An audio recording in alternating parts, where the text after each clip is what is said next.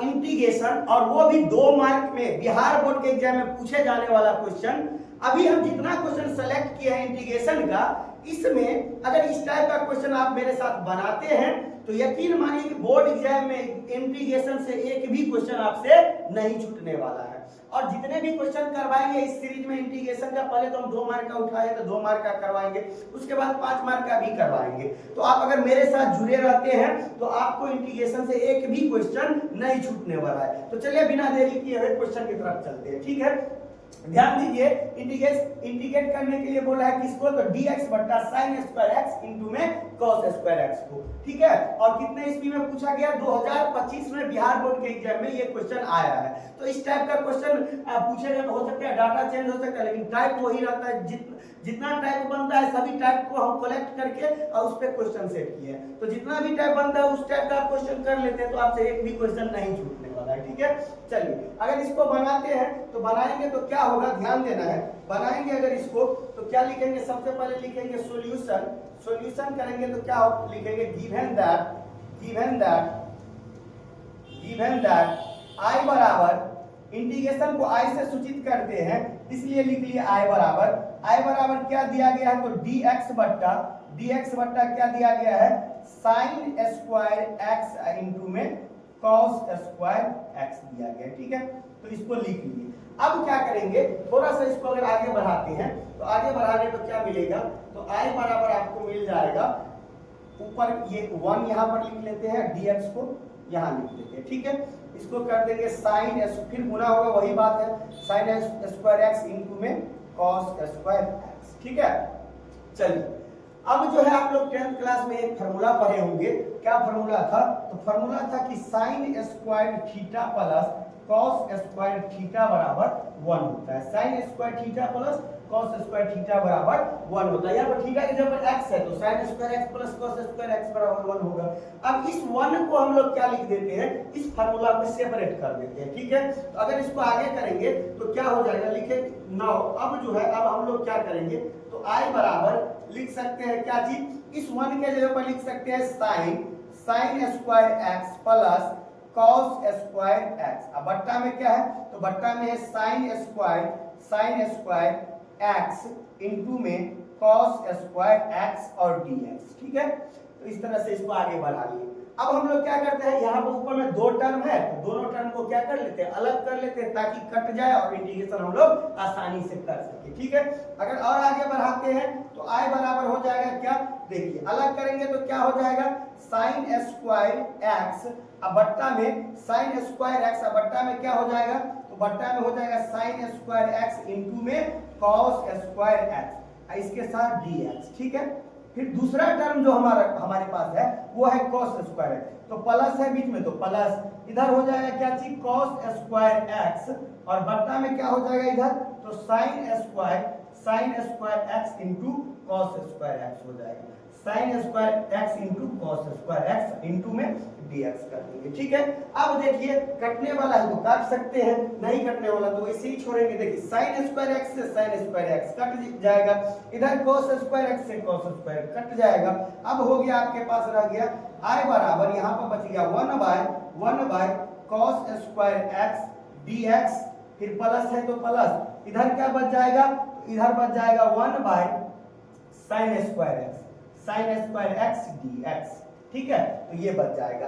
अब इसको हम क्या करते हैं, आप लोग 10th क्लास में एक और फार्मूला पढ़े होंगे कि 1 बाय cos x को क्या लिखेंगे, 1 बाय cos x को लिखेंगे sec x, 1 by cos x को sec x, और 1 बाय sin x को लिखते हैं हम लोग, 1 बाय sin x को लिखते हैं cosec x, ठीक है। तो लिख देते हैं cosec x, ठीक है, ये लिख सकते हैं। तो अगर आगे और बढ़ाएंगे, अगर और आगे बढ़ाते हैं तो क्या होगा, ध्यान देना है। हम लोग क्या करेंगे, थोड़ा सा और आगे बढ़ाएंगे तो आगे बढ़ाने पर क्या मिलेगा, तो i बराबर मिल जाएगा आपके पास, i बराबर इस 1 by cos square x dx को हम लोग क्या लिखेंगे, 1 बाय cos स्क्वायर x को लिखेंगे sec स्क्वायर x और dx, ठीक है। फिर प्लस है तो प्लस लिख दिए, 1 बाय sin स्क्वायर x को क्या लिखेंगे, तो 1 बाय sin स्क्वायर x को लिखेंगे cosec square x dx।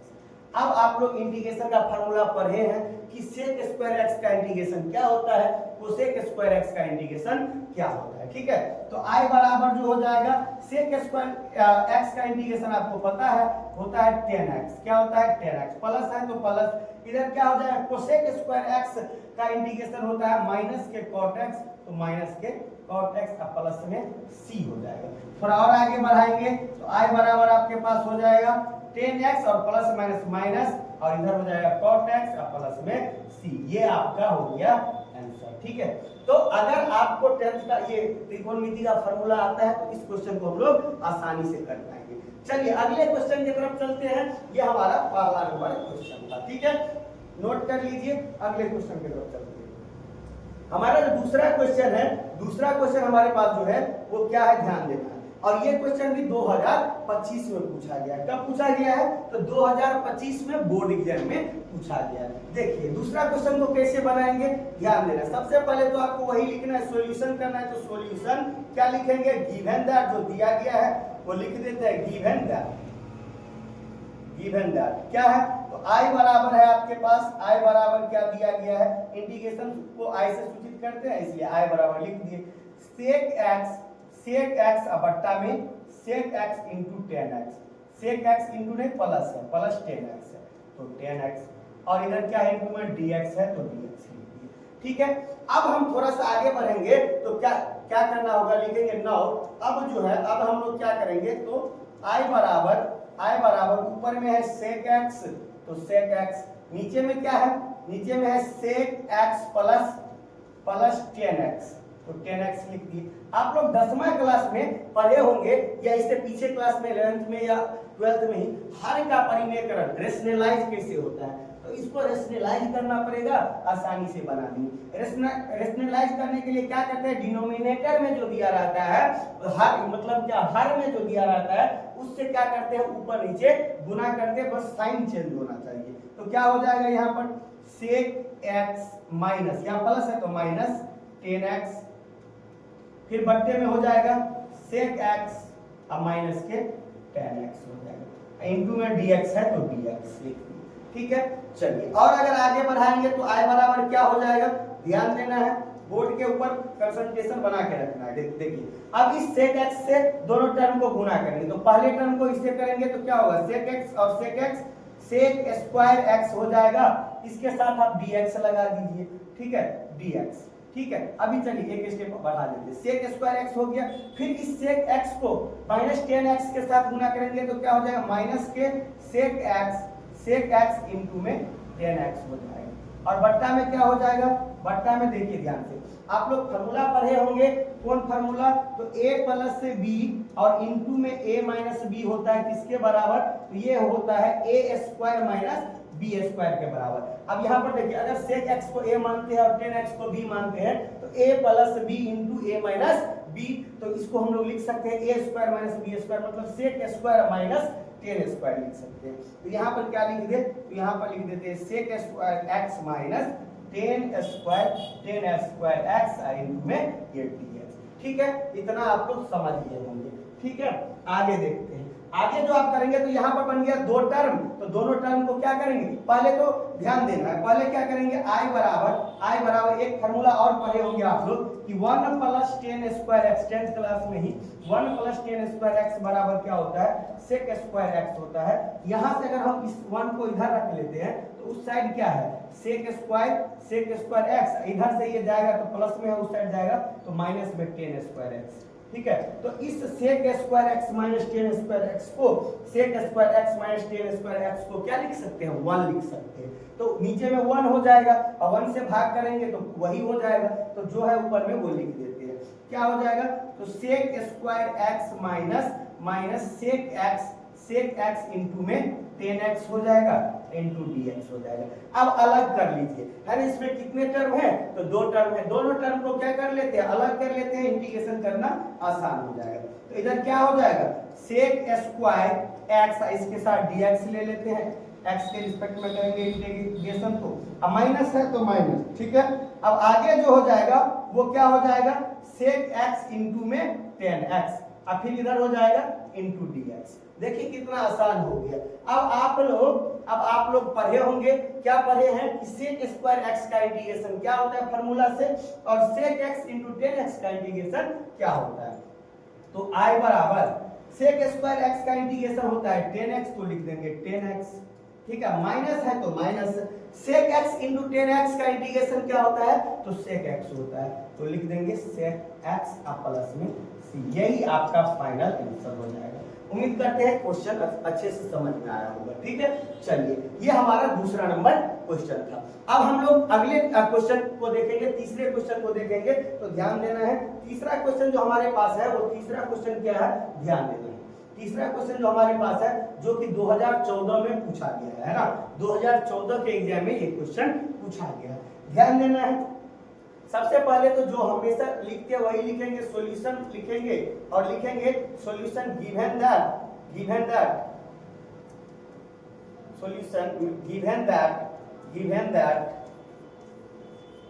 That I बराबर आपके पास क्या दिया गया है, x स्क्वायर e के पावर x क्यूब दिया गया है इंटू में dx, ठीक है। इस क्वेश्चन को बनाने के लिए आपको थोड़ा सा डिफरेंशिएशन का गुण होना चाहिए। अगर डिफरेंशिएशन आप पढ़े हैं अच्छे से, है ना, तो इस क्वेश्चन को आप सोल्व कर पाएंगे, क्योंकि थोड़ा सा इसमें डिफरेंशिएशन का यूज होगा।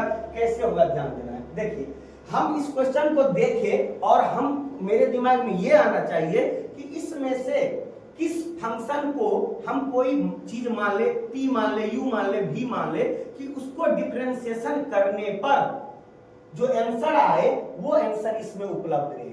हम क्या बोल रहे हैं कि इस फंक्शन में से आप किसको t मानेंगे या u मानेंगे या v मानेंगे, कि अगर हम उसको डिफरेंशिएशन कर देते हैं तो डिफरेंशिएशन करने पर जो आंसर आता है वो आंसर इसमें उपलब्ध हो, है ना। तो अगर हम दिमाग लगाते हैं, तो अगर हम x क्यूब को t मान लेते हैं और x क्यूब का डिफरेंशिएशन करते हैं तो 3x स्क्वायर आ जाता है। 3 को हम, अगर 3 का हमारे पास जरूरत नहीं है तो 3 को साइड कर देंगे, दूसरे साइड भेज देंगे, तो बन जाएगा क्या कि x स्क्वायर, और x स्क्वायर यहाँ पर उपलब्ध है। जैसे कि देखिए यहाँ पर क्या दिया गया है, अगर हम यहाँ पर आगे बढ़ाएंगे तो लिखेंगे लेट x क्यूब को अगर हम क्या मान लेते हैं, t मान लेते हैं, और डिफरेंशिएशन करते हैं दोनों साइड, तो क्या हो जाएगा आपको पता है, x क्यूब को किसके रिस्पेक्ट में, x के रिस्पेक्ट में करेंगे, और इधर t को किसके रिस्पेक्ट में करेंगे, तो इधर भी x के रिस्पेक्ट में। अब देखिए डिफरेंशिएशन इसका x क्यूब का क्या हो जाएगा, 3x स्क्वायर हो जाएगा, और इधर क्या हो जाएगा, dt बाय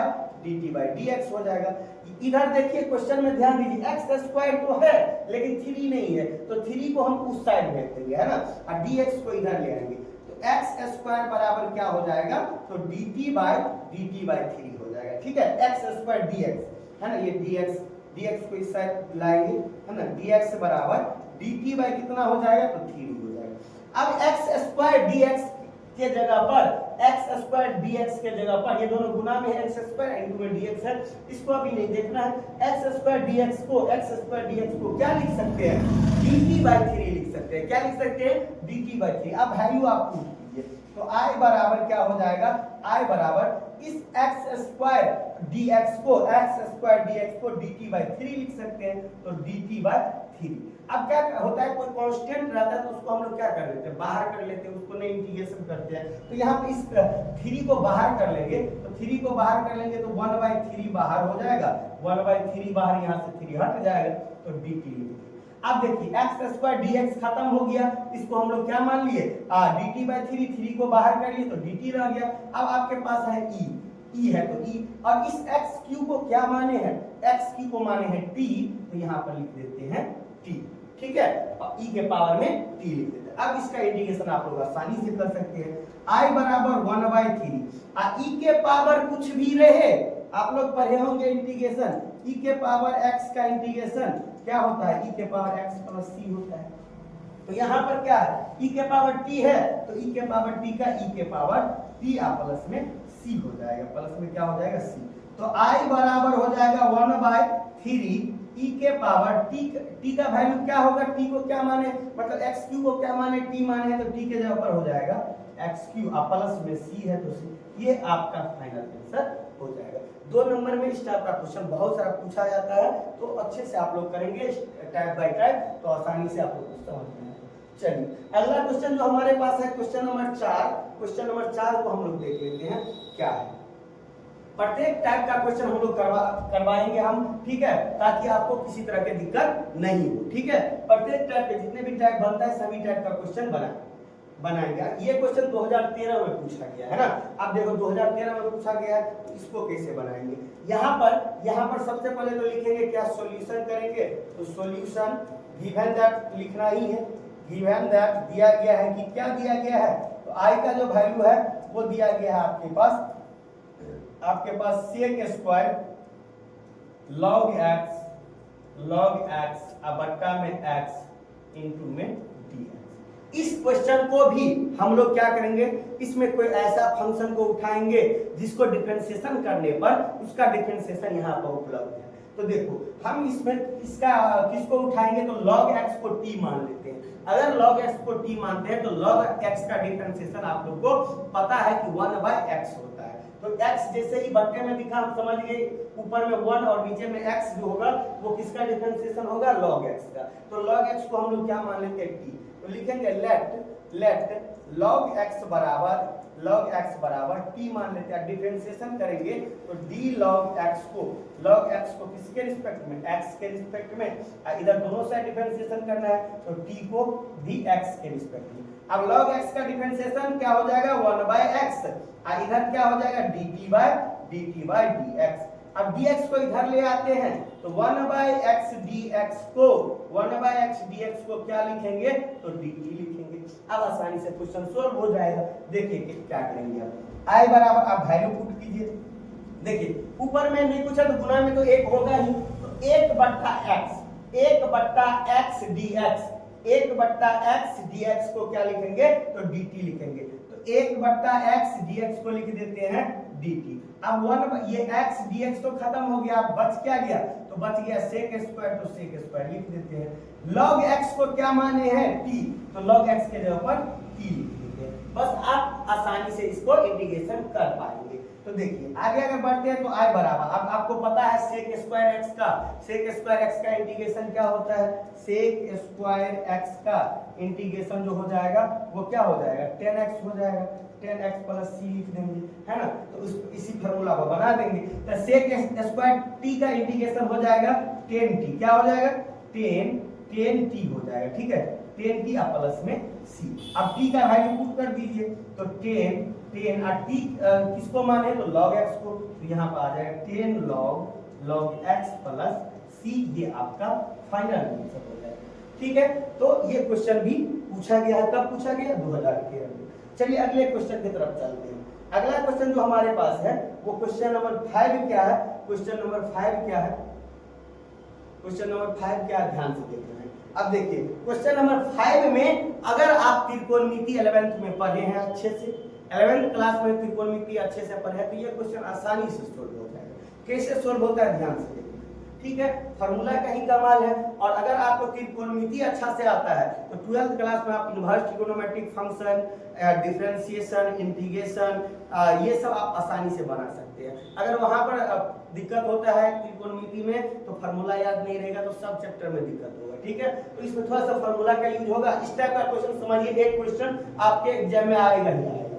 देखिए सबसे पहले हम लोग क्या करते हैं, पहले तो जो दिया वो लिखेंगे, तो लिखेंगे सॉल्यूशन गिवन दैट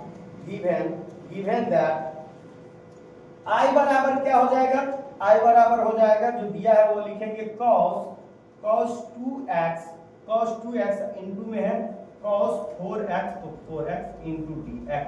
देखिए अब इस क्वेश्चन को सोल्व करने के लिए त्रिकोणमिति का क्या फॉर्मूला है आना चाहिए, तो ध्यान दीजिए। आप लोग पढ़े होंगे कि cos x और इंटू में cos y जो होता है ये किसका फॉर्मूला होता है, तो ये होता है cos x plus y plus cos x minus y। अगर आप लोग ये फॉर्मूला पढ़े हैं, cos x plus y plus cos x minus y बराबर क्या होता है, cos, ये 2 होता है, 2 cos x cos y, है ना। cos x plus y plus cos x minus y को अगर हम डिफाइन करेंगे, ये दोनों का फार्मूला पुट करेंगे तो कट खोट के हमारे पास क्या आ जाएगा 2 cos x into cos y। इसलिए त्रिकोणमिति का फार्मूला याद नहीं होगा तो यहाँ पर दिक्कत होगा, तो आप लोग त्रिकोणमिति का फार्मूला अच्छे से याद करेंगे, ध्यान, ठीक है। देखो अब आगे हम क्या करते हैं, यहाँ तो cos x cos y है, मान लो x के जगह पर 2x है और y के जगह पर कितना है 4x है, चलिए सर ठीक है, लेकिन 2 तो है नहीं, 2 तो नहीं है, तो हम लोग क्या करते हैं ऊपर नीचे हम लोग क्या करते हैं 2 से गुना कर देते हैं और 2 से इसमें भाग कर देते हैं। तो आगे करेंगे तो लिखेंगे 9 अब I बराबर क्या कर देते हैं 2 से भाग कर देते हैं और 2 से क्या कर देते हैं 2 से भाग के उसको बाहर कर लिए, ऊपर इधर 2 से गुना कर दिए, तो 2x इंटू में हो जाएगा cos 4x इंटू dx। अब देखिए अब इस फॉर्म में तो आ गया 2 cos x cos y, 2 cos x के जगह पर 2x तो x इंटू में cos y के जगह पर 4x है इंटू dx। इसको क्या लिख सकते हैं cos x plus y plus cos x minus y। तो आसानी से हम इसको सोल्व कर देंगे। अगर आगे बढ़ेंगे तो I बराबर क्या हो जाएगा 1/2 है तो 1/2। इसको क्या लिख सकते हैं 2 cos x cos y को तो लिख सकते हैं cos x plus y, x के जगह पर कितना है 2x प्लस y के जगह पर कितना है 4x लिख दिए। अब फिर क्या है प्लस है तो प्लस देंगे फार्मूला से, ठीक है। अब क्या होगा cos x माइनस y, तो cos x के जगह पर कितना है x के जगह पर 2x है तो 2x माइनस y के जगह पर कितना है 4x तो 4x इंटू में ये dx हो जाएगा, ठीक है। तो और आगे बढ़ाएंगे तो I बराबर क्या हो जाएगा I बराबर 1/2 तो दोनों टर्म के लिए है तो 1/2 यहाँ भी लिख देते हैं 1/2 cos 2x और 4x कितना x 6x हो जाएगा तो 6x, ठीक है 6x हो जाएगा। आगे क्या हो जाएगा तो 1/2 इसको भी देंगे दोनों टर्म को, इधर क्या हो जाएगा cos 2x में से 4x जाएगा तो 2x में से 4x जाएगा तो cos माइनस के कितना हो जाएगा माइनस के 2x हो जाएगा इंटू में dx। यहाँ एक और फार्मूला लग जाएगा त्रिकोणमिति का, कौन फार्मूला लगेगा तो cos माइनस x बराबर क्या होता है, देखिए cos माइनस x का मतलब होता है cos 0 डिग्री माइनस x, और 0 डिग्री माइनस x की बात आप लोग क्वाड्रेंट पढ़े होंगे तो 0 यहाँ पर होता है, 0 में से कुछ घटेगा तो किस क्वाड्रेंट में जाता है फोर्थ क्वाड्रेंट में। अब फोर्थ क्वाड्रेंट में cos कभी निगेटिव नहीं होता है तो इसके जब आपको पॉजिटिव वैल्यू लेना पड़ेगा। तो I बराबर क्या हो जाएगा I बराबर 1/2 cos यहाँ पर dx होगा इसके साथ dx plus cos 6x dx plus 1/2 cos क्या लिख सकते हैं cos माइनस x को cos x मतलब cos 2x इंटू dx लिख सकते हैं, ठीक है। चलिए अब आगे बढ़ाएंगे तो आगे बढ़ाने पर क्या मिलेगा ध्यान देना है I बराबर अब देखिए क्या होने वाला है तो cos 6x का इंटीग्रेशन आप लोग जानते हैं, cos x का इंटीग्रेशन होता है sin x, क्या हो जाता है sin x हो जाता है, cos x का इंटीग्रेशन sin x होता है तो यहाँ पर क्या लिख देंगे 1/2 है तो 1/2 cos 6x है तो cos का पहले काम होगा तो cos का होगा sin कितना x है 6x है तो 6x, फिर 6x का इंटीग्रेशन तो बट्टा में 6 आ जाएगा, ठीक है। आगे अगर चलेंगे तो फिर प्लस है तो प्लस, आगे क्या हो जाएगा आगे हो जाएगा 1/2 है तो 1/2, अब फिर cos x है cos 2x है तो cos x का इंटीग्रेशन क्या होता है तो sin x होता है तो sin x के जगह पर है 2x तो 2x और इधर 2x का इंटीग्रेशन करेंगे तो इसके बट्टा में आ जाएगा 2, अब प्लस में क्या हो जाएगा c हो जाएगा। अब हमारा जो आंसर आएगा I बराबर कितना हो जाएगा sin 6x/12 plus sin 2x/4 plus में c, ये हमारा फाइनल आंसर। उम्मीद करते हैं कि सारा क्वेश्चन आपको समझ में आया होगा। अगर नहीं समझ में आया होगा तो वीडियो को फिर से चला करके 2 बार 3 बार चला करके देख सकते हैं और अच्छे से समझ में आएगा। अगर आपको ये सेशन अच्छा लगा और लग रहा है कि मैथ में आपको बेहतर करना है तो आप मेरे चैनल को फॉलो कर दीजिए, सब्सक्राइब कर दीजिए, लाइक कर दीजिए। अब ये नहीं सोचना है कि अभी सब्सक्राइबर कम है तो ये अभी हम स्टार्ट ही किए हैं ऑनलाइन में, ऑफलाइन हम बहुत दिन से पढ़ा रहे हैं तो आप लोग यकीन मानिए अगर हम क्वेश्चन जितना करवाएंगे वो उससे बाहर आपका एक भी क्वेश्चन बोर्ड एग्जाम में नहीं आएगा, ठीक है। तो इसलिए चैनल को सब्सक्राइब करके बेल आइकन को दबा लेना है और